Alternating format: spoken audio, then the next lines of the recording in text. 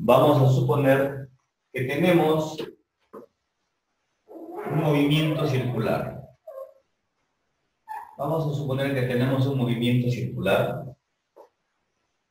¿no? De una, para no hacerlo tan teórico, de una esfera amarrada a una pita y que se lo está haciendo girar, ¿no? Se le está haciendo girar alrededor de esa cuerda, alrededor de esa cuerda. Entonces aquí la longitud de la cuerda va a ser constante y como ustedes se dan cuenta, este movimiento no es en una dimensión, es un movimiento plano. Pero yo voy a poner acá abajo una línea para que me represente el piso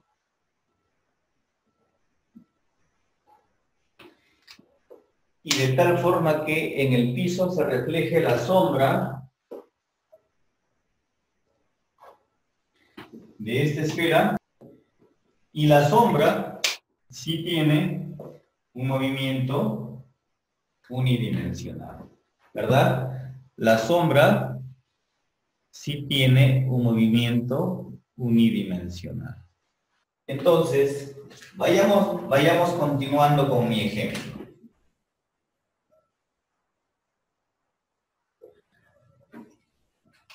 La velocidad angular con que gira esta esfera o esta bola, ¿no? Esta esferita, vamos a ponerle un número de 5 radianes por segundo. Al radio démosle un valor de 1,5 metros. Muy bien. Y la idea va a ser encontrar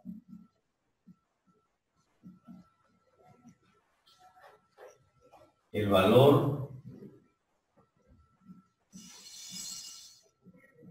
de la velocidad, encontrar el valor de la velocidad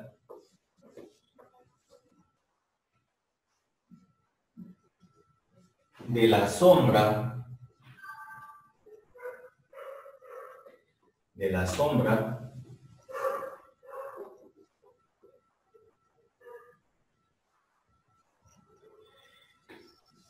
que está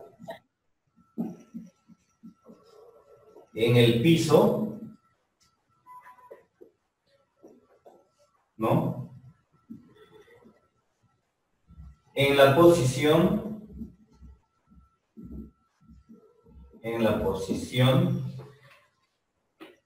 X igual 0, X igual R y X igual 2R. Y entonces, para poder responder con esto, tenemos que tener acá nosotros un sistema de referencia. Y sistema de referencia lo vamos a colocar aquí, en el piso, y va a ser mi sistema cartesiano, mi sistema de referencia X, Y. Muy bien. Cuando el objeto está en la posición 0, me están pidiendo que haya su velocidad. O sea, cuando está aquí, X igual 0. Cuando X es igual a R, me están pidiendo aquí. Y cuando x es igual a 2r, me le están pidiendo, perdón, ahí no es, me le están pidiendo cuando llega al extremo derecho de su trayectoria circular, por acá, ¿verdad? Ese movimiento de la sombra será uniforme, uniformemente acelerado, no lo sabemos.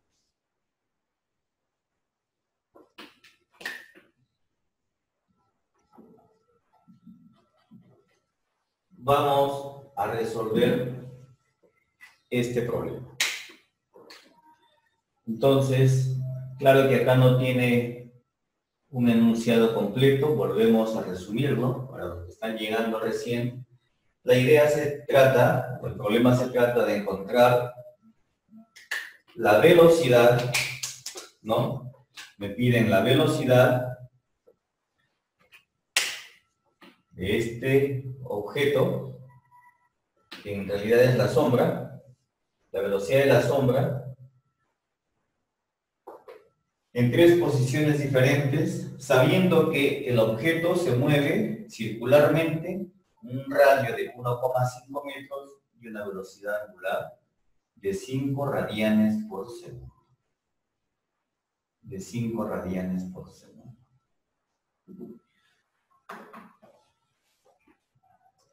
Es importante que nosotros definamos el vector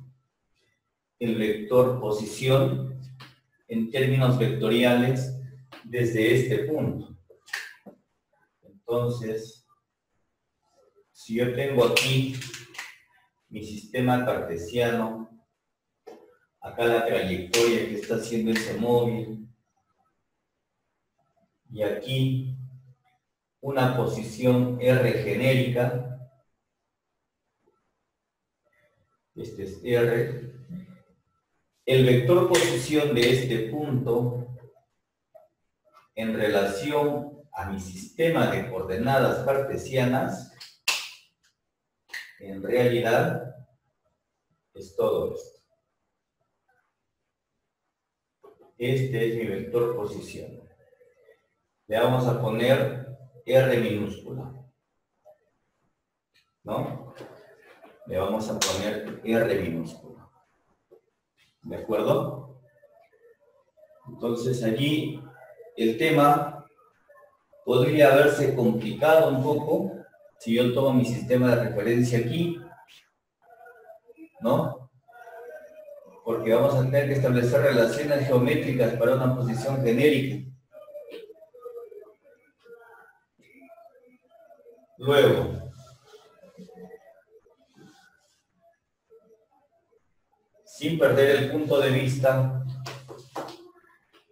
la condición de un adecuado sistema de referencias es que sea un punto fijo, y aquí está un poco mejor, ¿verdad? Este también es un sistema inercial, solo que acá la equivalencia sería hallar la velocidad cuando x es igual a, en el caso de que sea 0, acá va a ser igual a menos r. En el caso que sea r, aquí va a ser 0. Y en el caso que sea 2r, aquí va a ser exactamente r. Y ahí está mejor. Y ya no tengo un vector posición muy complicado. ¿Qué quiero enseñar con esto? Que es muy importante la selección de nuestro origen del sistema de coordenadas para poder resolver un problema de este tipo. ¿Correcto? Ahora sí.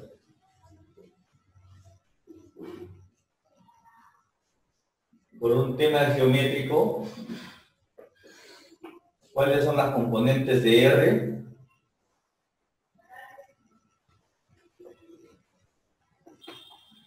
En mi sistema cartesiano actual es así. R, este es la componente X, Y este pedacito de acá es la componente Y. Y acá forma un ángulo. R no es más que X en Y más Y en J, en este caso, como vectores. X más Y como vectores. Continuemos. ¿Quién es X? Pues es R, seno o coseno de teta en Y. ¿Y quién es Y? R, seno de teta en J.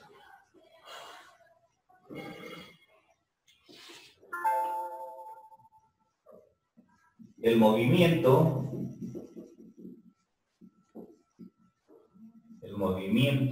de la sombra se da solo en dirección horizontal. Solo en dirección horizontal, ¿verdad?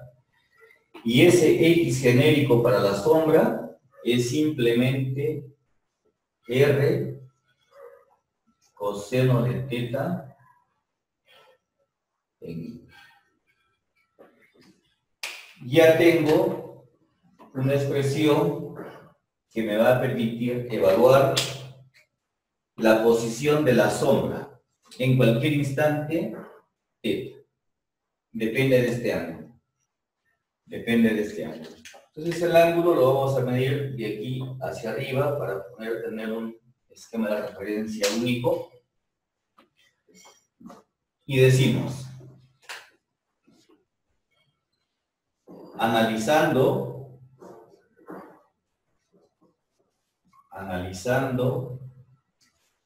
la velocidad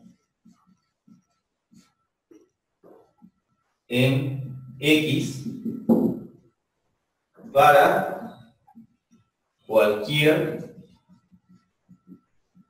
para cualquier instante. Vamos ahora a analizar la velocidad en X para cualquier instante dado por este angulito aquí. ¿Cómo habíamos definido la velocidad?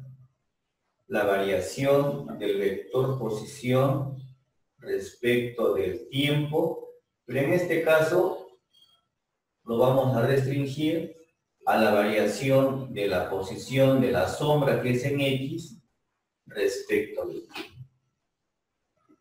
Y dicho esto,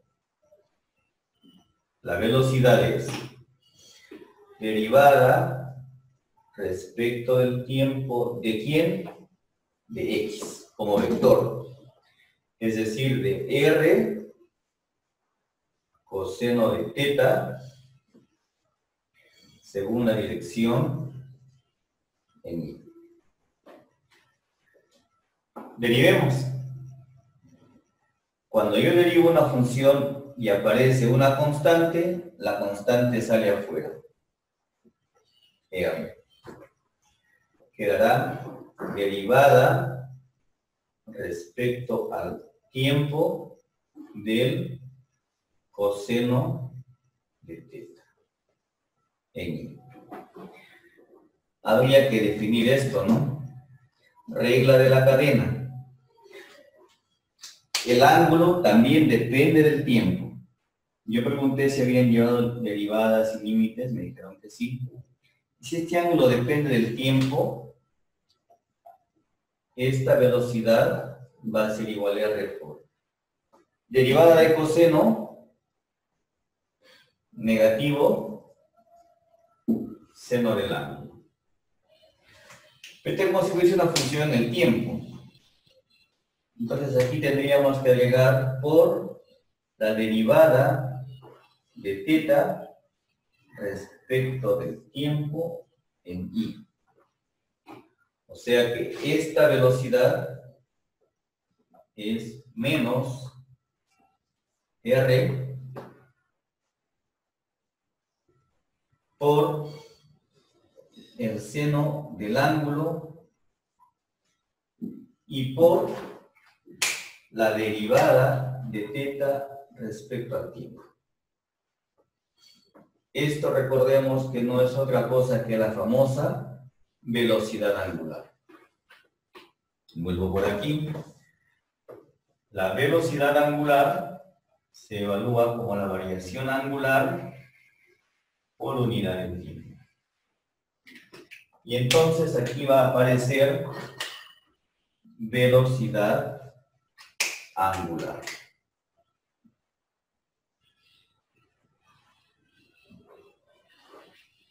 Y ya lo tengo. La velocidad de la sombra en el piso es únicamente negativo R, velocidad angular, seno de θ. Esto es la velocidad en cualquier instante θ en el eje X. Vamos a resaltarlo un poquito. Y aquí lo tenemos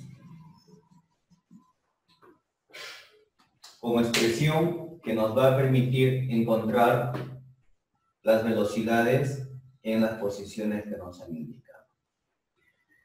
Por favor, aquí, nosotros hemos cambiado este 0, o sea, estos instantes, lo hemos cambiado en mi nuevo sistema cuando está en la posición izquierda, ¿verdad? En la posición izquierda, ¿cuánto vale el ángulo ahora? Aquí. ¿Cuánto vale este ángulo? Menos o más. Más, ¿no? Más 180 grados. En la posición X0, es decir, cuando está aquí o aquí abajo, el ángulo vale 90 grados. Y cuando está para X acá 2R, según este sistema, es la posición en el cuadrante derecho, donde el ángulo vale 0 grados.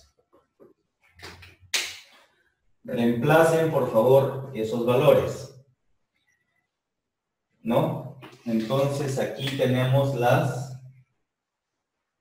respuestas.